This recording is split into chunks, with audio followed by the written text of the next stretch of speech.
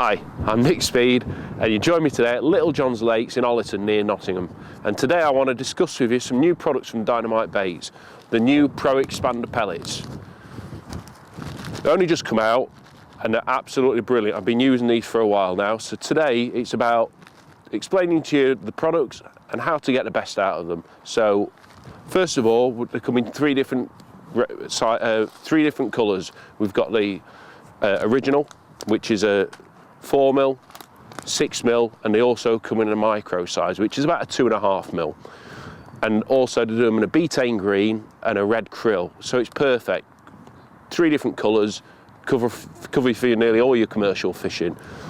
Now, there's expanders and then there's expanders, and as I've said, I've been using these for a while now and they're absolutely brilliant.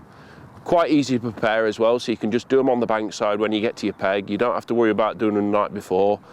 And they hold the shape, which is a key thing, and they stay on your hook, which means you can spend more time in the water and catching more fish. Today I just want to explain to you how to prepare them. It's really simple, they take hardly any time to prepare, so we can do them here while I'm doing this video, and then you can understand how easy it is for you to actually prepare them on the bankside without having to worry about doing them anywhere else. So first of all you need is a pellet pump. Simple pellet pump, and now I'm going to show you today the 4mm pellets and the 6mm. They're both the same, but they just come up of a different size, so I just want to run through both sizes. So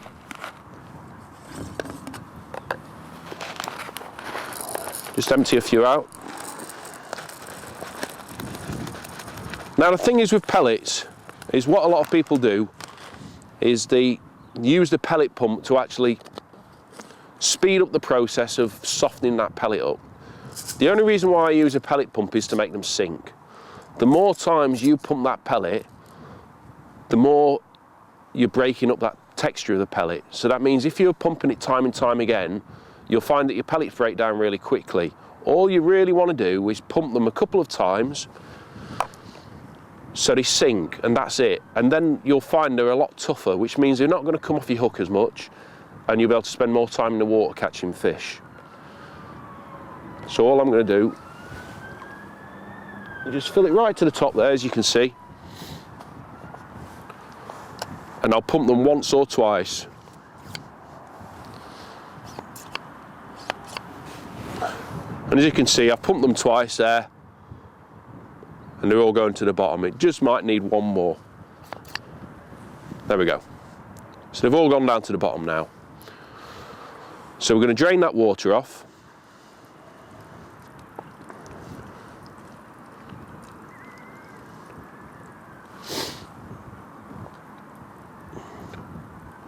Now what a lot of people do is they actually leave them in water. Now I like to do that, but there's different ways, and also there's different ways of measuring how much water you really want to add to your pellets. Now if we were to soak the pellets in a tub like that, it's very hard to measure how much water we put in with the pellets. So what I like to use is I like to use a measuring pot. So I'll get a pot like this, which is a bit like a tablet tub. Take the lid off here, and that fits straight inside. Empty the pellets in,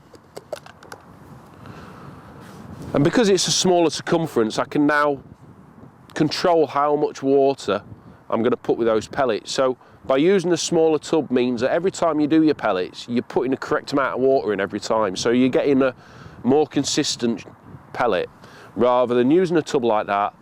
One day to the next you're adding different amounts, and as a result you end up with different textured pellets. At this time of the year it is quite important to get the same texture pellet, and that's how you get the best out of your pellet as well. So all I've done is I've filled the water level with the pellets. No matter how many times I use this pot or how many pellets I put in, if I do that ratio, water to pellets, I will end up with the same texture of pellet every single time. So all I'll do now is I'll put my lid on, just give them a quick shake about like that, and I'll do them on the bankside. As soon as I've got my box down, the first thing I'll do is prepare my pellets, and by the time I've got all my tackle ready, I can then attend to these they'll look after themselves, and later on in the day, maybe in about, I don't know, 25 minutes time, they'll be ready, and they'll be nice and soft, ready to use on the hook, and it's as simple as that.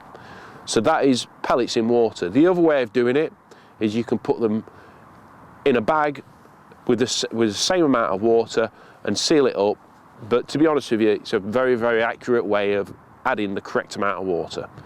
So that's your pellets. Of course, you've got them in three different colours as well. Now in the winter, I like to use these pellets because they blend in with the feed pellet that we're going to be using, whether it's XL Dynamite XL feed pellet or fishery pellets, they all blend in together. However, there are times when contrast pellets do work.